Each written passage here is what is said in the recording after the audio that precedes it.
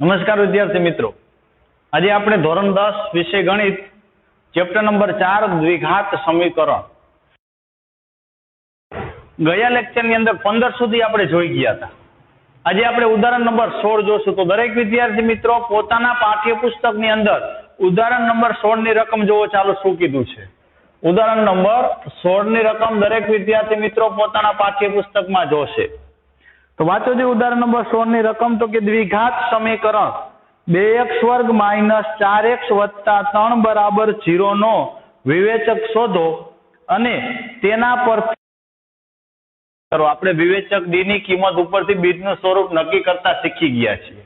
આપણને જે દ્વિઘાત સમીકરણ આપ્યું છે, સૌથી પહેલા આપણે એ સમીકરણ પરથી a, b અને c ની કિંમત લખશું. x વર્ગના સહગુણકને a કહીશું, x ના સહગુણકને b કહીશું અને અચળ પદને આપણે c કહીશું. પછી આપણે વિવેચક d બરાબર b² - 4ac સૂત્ર મૂકશું અને આપણે તો કે વિવેચક d ની કિંમત શોધશું. મળશે તો બીજ વાસ્તવિક અને ભિન્ન. જો d ની કિંમત આપણને 0 મળશે તો બીજ વાસ્તવિક અને સમાન. જો d ની કિંમત આપણને ઋણ મળશે તો વાસ્તવિક બીજ શક્ય નથી. તો ચાલો આપણે દાખલો ગણીએ. રકમ આપણને આપી છે 2x વર્ગ માઇનસ 4x વત્તા 3. 2x વર્ગ માઇનસ 4x વત્તા 3 બરાબર 0. માઇનસ 4x વત્તા 3 બરાબર 0. તો આ સમીકરણ આપ્યું છે આપણને. એ સમીકરણ ઉપરથી સૌથી પહેલા આપણે શું કામ કરશું તો કે a, b અને c ની કિંમત શોધીશું. તો a ની કિંમત તો કે a ની કિંમત આપણને મળશે 2, b ની કિંમત આપણને મળશે -4 અને c ની કિંમત આપણને મળશે 3. એટલે કે a બરાબર 2, b બરાબર -4 અને c બરાબર 3. હવે આપણે આ કિંમત ઉપરથી શોધી. તો d બરાબર b² - 4ac.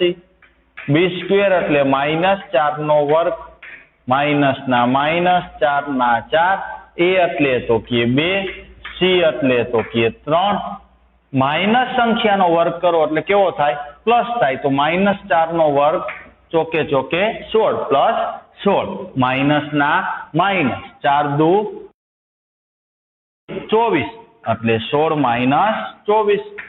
તો વધતે ઓછે ઓછા 16 માંથી 24 જાય તો -8, કારણ કે મોટાની નિશાની આવે. 24 મોટા છે એટલે મોટાની નિશાની માઇનસ અને 16 માંથી 24 ગયા એટલે વધ્યા 8. એટલે ડી ની કિંમત મળી -8. તો ડી ની કિંમત કેવી મળી આપણને? તો કે ઋણ મળી. એટલે આપણે લખશું અહીં તો કે ડી લેસ ધેન ની કિંમત 0 કરતા નાની છે. એટલે કે ડી લેસ ધેન 0 હોવાથી આપેલ દ્વિઘાત સમીકરણ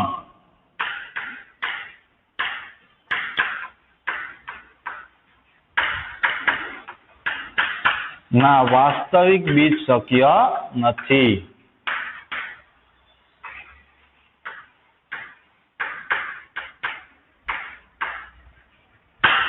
આપેલ દ્વિઘાત સમીકરણ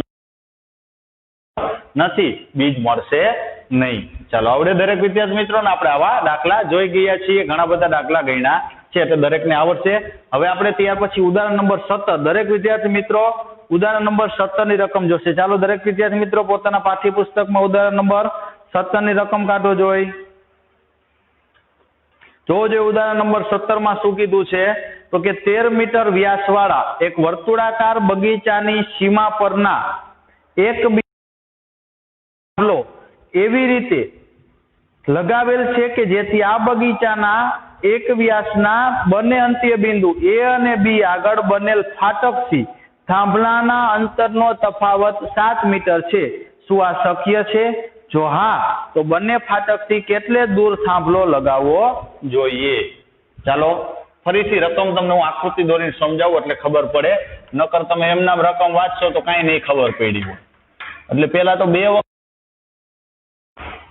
શું કીધું છે તો કે એક વર્તુળાકાર બગીચો છે. એટલે એક વર્તુળાકાર હું બગીચો લઉં.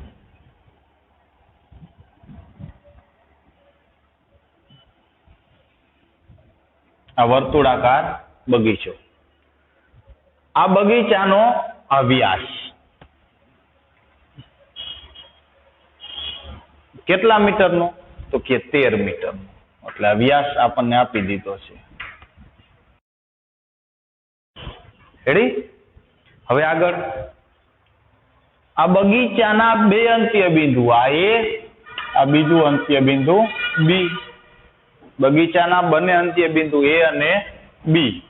એટલે અહીંયા એક ફાટક છે, અહીંયા એક ફાટક છે. બગીચાના બંને અંત્ય બિંદુ એક ફાટક છે. હવે શું કીધું છે? તો કે આ વર્તુળાકાર બગીચાની સીમા પરના એક બિંદુ એક થાંભલો. ધારો કે આ વર્તુળાકાર બગીચાની આ સીમા ઉપર અહીંયા હું થાંભલો લગાવું. કયો થાંભલો? તો કે પી. કયો થાંભલો? પી. તો આ ફાટકથી આ પી નું અંતર અને આ ફાટકથી આ પી નું અંતર, એટલે આ એ થી પી નું અંતર એપી અને અહીંથી અંતર બીપી. બે અંતર. એ કેવું અંતર છે? તો કે બે અંતર વચ્ચેનો તફાવત 7 મીટર. એકનું માપ 7 વધારે છે. તો આ અંતર ઓછું છે એ અંતર હું ધારી લઉં. ધારો કે x મીટર. ફાટક બી થી થાંભલા પી નું અંતર x મીટર છે. તો બે વચ્ચેનો તફાવત કેટલો હતો? 7 મીટર. એટલે આનું અંતર કેટલું હોય? તો કે x વત્તા 7 મીટર હોવું જોઈએ. ચાલો આટલું કમ્પ્લીટ. હવે આ વ્યાસ હતો એટલે આ અર્ધવર્તુળ થયું. ખૂણો તમે 9મા ધોરણમાં ભણી ગયા છો, કેવો હોય? કાટખૂણો હોય. એટલે આ ત્રિકોણ બન્યો એ કેવો ત્રિકોણ બન્યો? કાટકોણ ત્રિકોણ. એટલે આપણે શું કરશું? પાયથાગોરસનો પ્રમેય લગાવી શકશું. પડી ગઈ ખબર દરેક વિદ્યાર્થી મિત્રોને? આગળ જોઈએ હવે આપણે કઈ રીતે દાખલો ગણશું. સૌથી પહેલું કામ શું કર્યું? તો કે આપણે જે આકૃતિ દોરી આપણે એની માહિતી આપી દઈ. તો કે આપણે લખશું આકૃતિમાં બતાવ્યા પ્રમાણે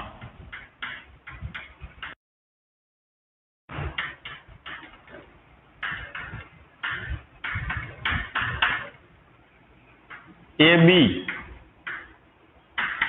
એ વર્તુળાકાર બગીચાનો વ્યાસ છે. AB એ વર્તુળાકાર બગીચાનો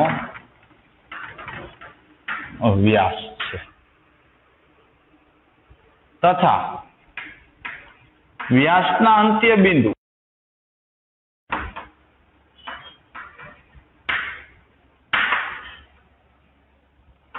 A અને B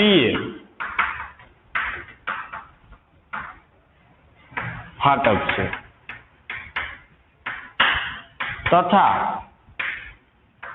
બિંદુ P પાસે તો કે એક થાંભલો લગાવેલ છે.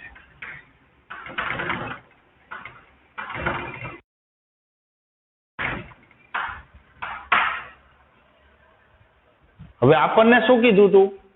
તો કે આ પી પાસે આપણે એવી રીતે થાંભલો લગાવવાનો કે જેથી આ ફાટકથી થાંભલાનું અંતર અને આ ફાટકથી થાંભલાનું અંતર બે વચ્ચેનો તફાવત 7 મીટરનો રહેવો જોઈએ. તો હું ધારી લઉં.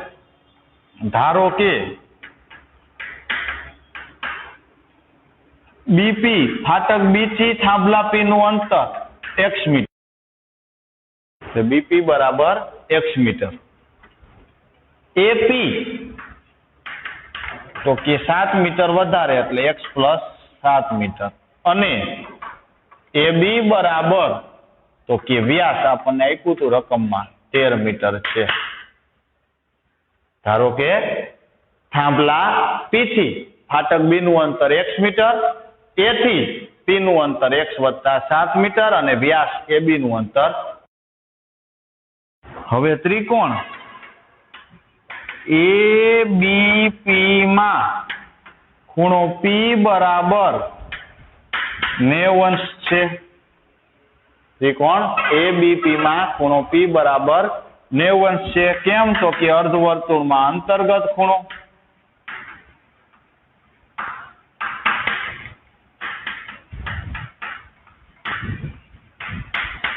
અર્ધવર્તુળમાં અંતર્ગત ખૂણો.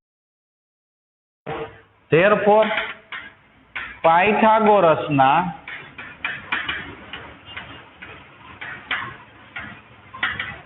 પ્રમેય મુજબ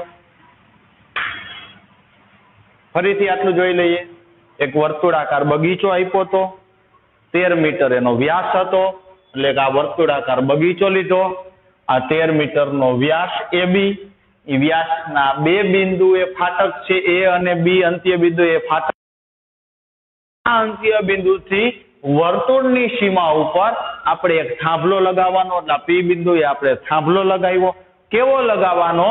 તો કે આ બે ફાટકથી અંતર, તો કે એનો તફાવત 7 મીટર રહેવો જોઈએ. તો આનું અંતર 40 હોય તો આનું 47 થવું જોઈએ, આનું 50 હોય તો આનું 57 થવું જોઈએ. એટલે કે બે અંતર વચ્ચેનો તફાવત 7 મીટર મળવો જોઈએ. તો કેટલા અંતરે લગાડવું એ જાણતો નહોતો, એટલે આ અંતર મેં ધારી લીધું x. તો આ કેટલું થયું? x વત્તા આપણને આપ્યો તો 13 મીટર. આપણે લખ્યું આ ત્રિકોણમાં તો કે ખૂણો P કાટખૂણો કેમ? તો કે આ વ્યાસ એટલે ઉપરનું અર્ધવર્તુળ થયું, નીચેનું અર્ધવર્તુળ થયું, અને અર્ધવર્તુળમાં અંતર્ગત ખૂણો કેટલાનો હોય? તો કે 90 નો હોય. એટલે આ ખૂણો 90 નો થયો, એટલે આ ત્રિકોણ બન્યો, કાટકોણ ત્રિકોણ બન્યો. અને કાટકોણ ત્રિકોણમાં પાયથાગોરસના પ્રમેય મુજબ કર્ણનો વર્ગ એટલે AB કર્ણ થાય, એટલે AB નો વર્ગ બરાબર કાટખૂણો બનાવતી એક બાજુનો વર્ગ એટલે AP નો વર્ગ બનાવતી બીજી બાજુ એટલે BP નો વર્ગ. AB એટલે કેટલું માપ આપ્યું હતું? તો કે 13 મીટર એટલે 13 નો વર્ગ. AP નું માપ કેટલું હતું? x વત્તા 7 એનો વર્ગ વત્તા BP નું માપ કેટલું હતું? તો કે x એનો વર્ગ. 13 નો વર્ગ તો કે 169 બરાબર ના બરાબર.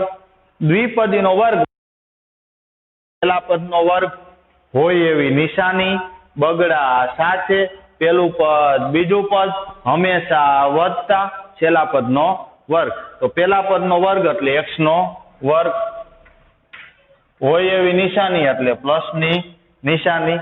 બગડા સાથે પેલું પદ બીજું પદ તો 7 દુ 14x એટલે વધતા 14x. હંમેશા વધતા છેલ્લા પદનો વર્ગ એટલે 7 નો વત્તા ના વત્તા x વર્ગ ના x વર્ગ 169 ના 169 x વર્ગ વત્તા x વર્ગ એટલે 2x વર્ગ વત્તા 14x વત્તા 49 પ્લસ 169 બરાબરની ઓલી બાજુ જાય એટલે કેવા થશે? માઇનસ. તો એની બરાબરની ઓલી બાજુ લઈ જાઉં એટલે 2x વર્ગ વત્તા 14x 49 માઇનસ 169 બરાબર 0. 2x વર્ગ ના 2x વર્ગ વત્તા 14x વત્તે ઓછા 169 માંથી 49 જાય, 9 માંથી 9 ગયા 0, 6 માંથી 4 જાય એટલે 2 અને 1 ના 1 એટલે 120 વધ્યા. મોટાની નિશાની 169 મોટા હતા એટલે 120 કેવા આવશે? માઇનસ બરાબર 0. આમાંય બે બધામાંથી 2 કોમન કાઢી લઉં એટલે અહીંયા વધ્યા x વર્ગ વત્તા 7x માઇનસ 60 દુ 120 બરાબર 0.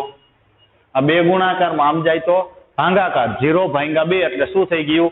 0. એટલે x વર્ગ વત્તા 7x માઇનસ 60 બરાબર 0. 60 એકા 60, 60 ના એવા ભાગ પાડો જોઈ તો 60 ના ભાગ પડે 12 પંચા 60, 12 માંથી 5 જાય તો 7 તો ભાગ મળે.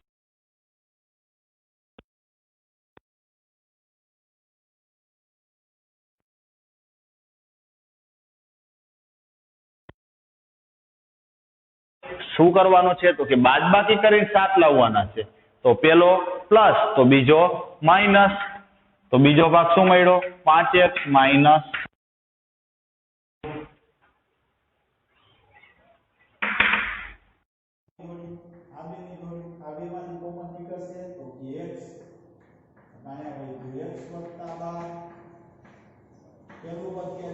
રાખવાનું એટલે માઇનસ આમાં 5x અહીંયા 60 એટલે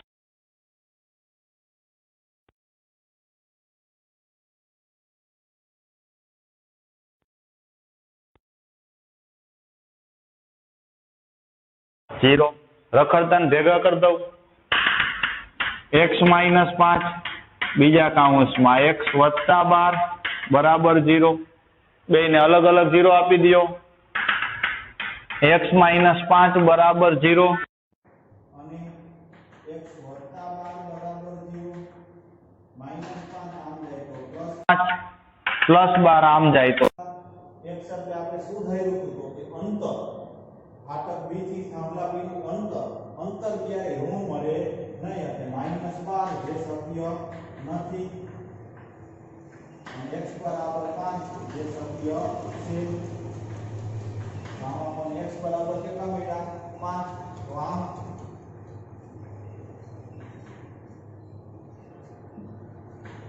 bp બરાબર x બરાબર 5 મીટર અને ap બરાબર x વત્તા 7 એટલે 5 વત્તા 8 એટલે 12 મીટર તો આમ આપણે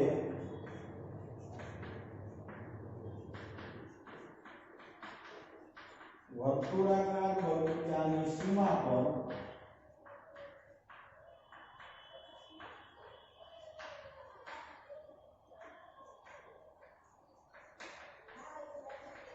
થાંભલાને ફાટક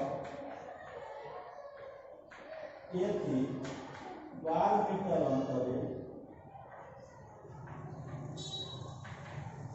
અને B થી 5 મીટરના અંતરે લગાડવો જોઈએ. રેડી દરેક વિદ્યાર્થી આવશે પડી ગઈ ખબર ફરીથી જોઈ એક વખત વર્તુળાકાર બગીચો હતો એ બગીચાનો વ્યાસ 13 મીટર બે અંત્ય બિંદુ એક ફાટક હવે એક આપણે થાંભલો લગાવવાનો છે વર્તુળની સીમા ઉપર કેવી રીતે કે બે ફાટકની અંતરનો તફાવત 7 મીટર થવો જોઈએ એ રીતે લગાવવાનો છે તો મેં અહીંયા થાંભલો p લગાવ્યો આ ફાટકથી અંતર x લઈ લીધું અને આ કેટલું થયું x 7 અર્ધવર્તુળમાં અંતર્ગત ખૂણો થયો એ કાટકોણ હોય એટલે ત્રિકોણ બન્યો કાટકોણ ત્રિકોણ બન્યો પાયથાગોરસનો પ્રમેય મૂક્યો કિંમત મૂકતો ગયો અવયવ પાડ્યા x ની બે કિંમત મળી બંને કિંમતમાંથી એક કિંમત ઋણ હતી એક ધન હતી ઋણ અંતર ક્યારે ઋણ હોય નહીં જે શક્ય નથી એટલે x બરાબર 5 જે શક્ય છે આમ થાંભલા b થી આનું અંતર x એટલે કે 5 મીટર અને a થી આનું અંતર x 7 એટલે 5 7 એટલે 12 મીટર તો આ થાંભલાને ફાટક b થી 5 મીટરના અંતરે અને a થી 12 મીટરના અંતરે લગાવવો જોઈએ. ચાલો વિદ્યાર્થી મિત્રો બાકી નોટમાં લખી નાખો ત્યાર પછી તમારું આપણું છેલ્લું ઉદાહરણ છે ઉદાહરણ નંબર 18 જોઈએ પછી આપણે એમસીક્યુ કરીએ. ચાલો દરેક વિદ્યાર્થી મિત્રો આ લખી લેશે.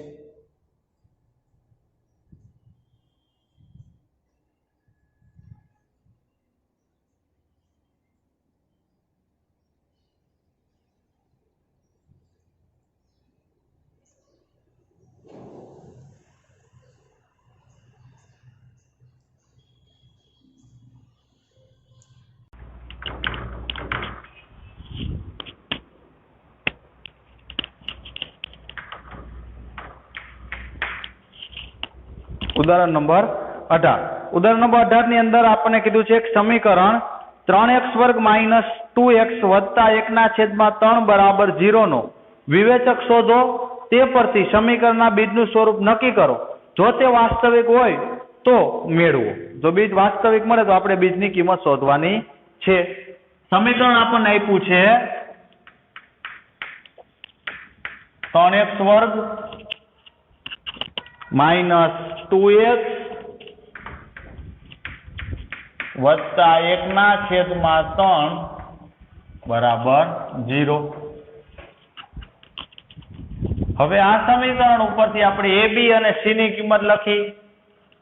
a એટલે તો કે 3, b એટલે તો કે -2 અને c એટલે 1/3. સૌથી પહેલા તો કે વિવેચક d નું સૂત્ર મૂકી. બોલો જે વિદ્યાર્થીઓ શું હતું સૂત્ર d નું તો કે d બરાબર b² - 4ac b² એટલે -2 નો વર્ગ માઇનસ ના માઇનસ 4/4 a એટલે 3 c એટલે 1/3 -2 નો વર્ગ તો કે +4 માઇનસ સંખ્યાનો વર્ગ એ કેવો થઈ જાય તો કે પ્લસ માઇનસ ના માઇનસ 3 ઉડી ગયા 4 એકા 4 4 માંથી 4 ગયા એટલે 0 એટલે d ની કિંમત મળી આપણને 0 d બરાબર 0 તો આપણે લખશું આમ d બરાબર 0 હોવાથી આપેલ દ્વિઘાત સમીકરણ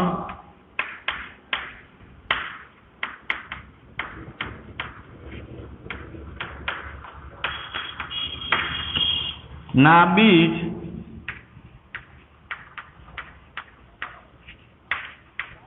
વાસ્તવિક અને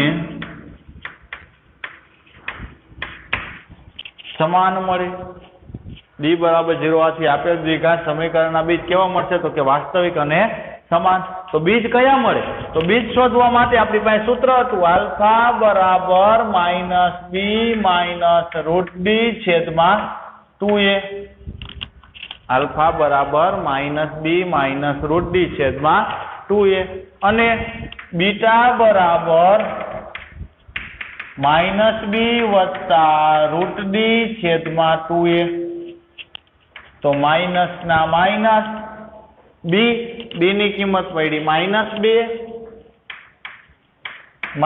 √d d એટલે 0 2 ના 2 a ની કિંમત મળી 3 ઓછે ઓછે વત્તા 2 એકા 2 -0 નું વર્ગમૂળ 0 છેદમાં 3 2 6 2 માંથી 0 ગયા એટલે 2 2 ના છેદમાં 6 2 તરી 6 એટલે જવાબ આવ્યો 1/3 એટલે એક બીજ મળ્યું આલ્ફા બરાબર 1/3 બે બીજ આપણને સમાન મળે છે તો બીજું બીજ આપણને શું મળવું જોઈએ તો કે 1/3 જોઈએ આપણે માઇનસ ના માઇનસ b એટલે -2 વત્તા ના વત્તા d એટલે 0 2 ના 2 a એટલે 3 માઇનસ માઇનસ પ્લસ વત્તા 0 નું વર્ગમૂળ 0 છેદમાં 3 2 6 2 વત્તા 0 એટલે 2 2 ના છેદમાં 6 એટલે 2 તરી 6 એટલે જવાબ આવ્યો 1/3 એટલે બીટા બરાબર આપણને મળે 1/3 તો આમ દ્વિઘાત સમીકરણના બીજ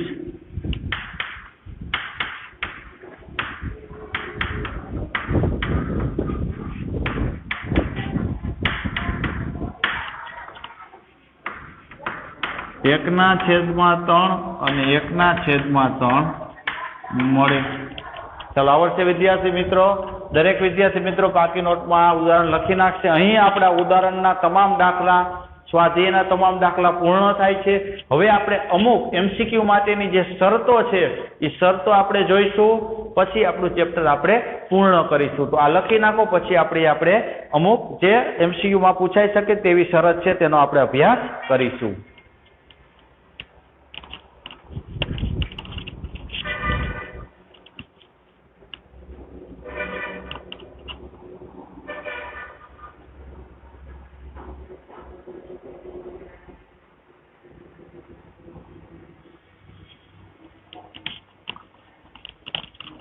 ચાલો દરેક વિદ્યાર્થી મિત્રોને લખાઈ ગયું હશે હવે આપણે આગળ જોઈએ હવે MCQ માટે બોર્ડમાં પૂછી શકે તે MCQ માટેની અમુક શરતો છે હેતુલક્ષી પ્રશ્નો માટેની ખાસ નોંધ કરીને ખાસ યાદ રાખવાની છે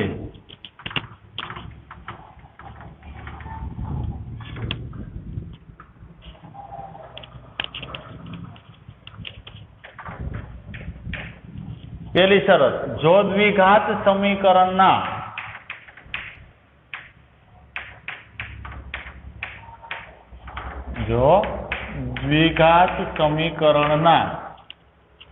બે બીજ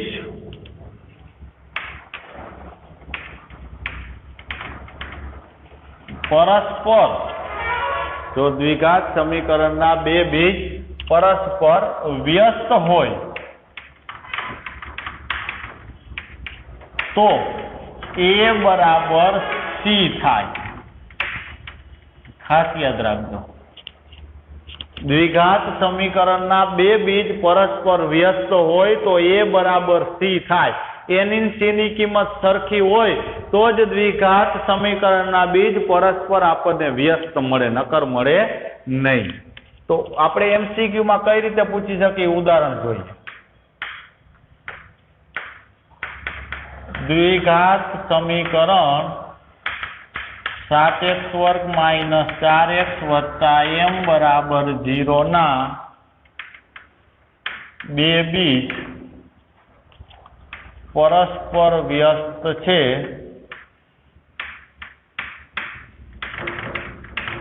તો m બરાબર ખાલી જગ્યા. હવે આપણે અત્યારે જોયું હતું દ્વિઘાત સમીકરણના બીજ પરસ્પર વ્યસ્ત હોય તો જે એની કિંમત છે એ સી ની કિંમત થાય, એટલે કે a બરાબર c થાય. તો એની કિંમત કેટલી હતી? 7. તો c ની કિંમત શું હતી? તો કે m. તો m બરાબર શું થયું? તો કે 7. તો આપણો જવાબ શું આવશે? આવડે દરેક વિદ્યાર્થી મિત્રોને આ રીતે? બીજું, જો દ્વિઘાત સમીકરણના બીજ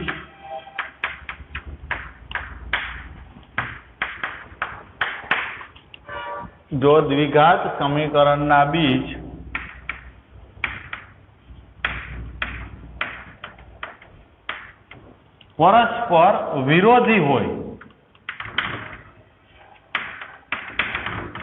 એક +5 હોય તો બીજું -5, એક +7 તો બીજું -7, એને વિરોધી કહેવાય. ને વ્યસ્ત, એક 7 હોય તો બીજું 1/7 હોય, એક 9 હોય તો બીજું 1/9 હોય, એને વ્યસ્ત કહેવાય. તો જો વિરોધી હોય તો b બરાબર 0 થાય. દ્વિઘાત સમીકરણના બે બીજ પરસ્પર વિરોધી હોય તો b બરાબર 0 થાય. એટલે તમને એમાં MCQ પૂછી શકે. દ્વિઘાત સમીકરણ x વર્ગ માઇનસ 7m માઇનસ 4x વત્તા 8 બરાબર 0 ના બે બીજ પરસ્પર વિરોધી છે તો m બરાબર ખાલી જગ્યા. હવે તો કે પરસ્પર વિરોધી હોય ત્યારે b બરાબર શું હતું? તો કે 0. તો b ની કિંમત શું છે? તો કે -7m માઇનસ 4 બરાબર 0. આ માઇનસ કે હું બદલું તો 0 કે હું બદલું, એટલે 0 બદલે તો કાંઈ ફેર પડે નહીં. -4 આમ ગયા તો +4, 7 ગુણાકારમાં આમ જાય તો ભાગાકાર. m બરાબર જવાબ આવે 7/4. આ બે શરત. તેવી જ રીતે દ્વિઘાત સમીકરણના બે બીજ સમાન હોય, દ્વિઘાત સમીકરણના બે બીજ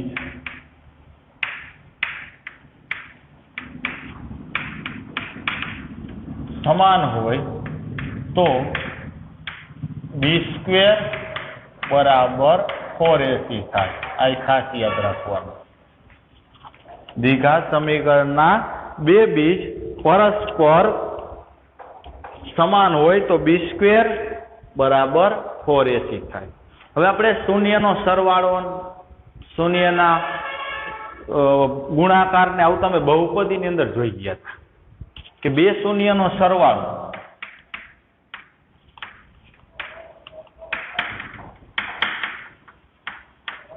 દ્વિઘાત બહુપદીને બે શૂન્યો મળી, શૂન્યનો સરવાળો એટલે કે બે શૂન્ય આલ્ફા અને બીટા હોય તો એનો સરવાળો આલ્ફા વત્તા બીટા, એનું સૂત્ર -b/a. એવી જ રીતે બે શૂન્યનો ગુણાકાર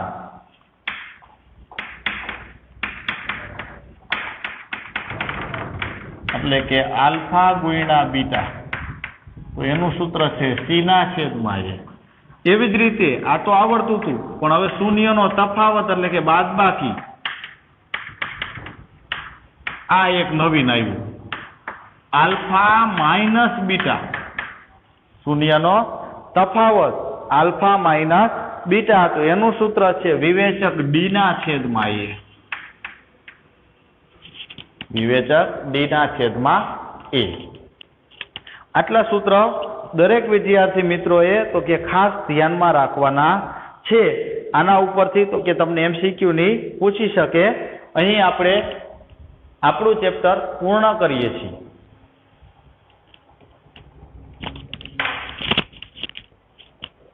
હાલતું હતું ને?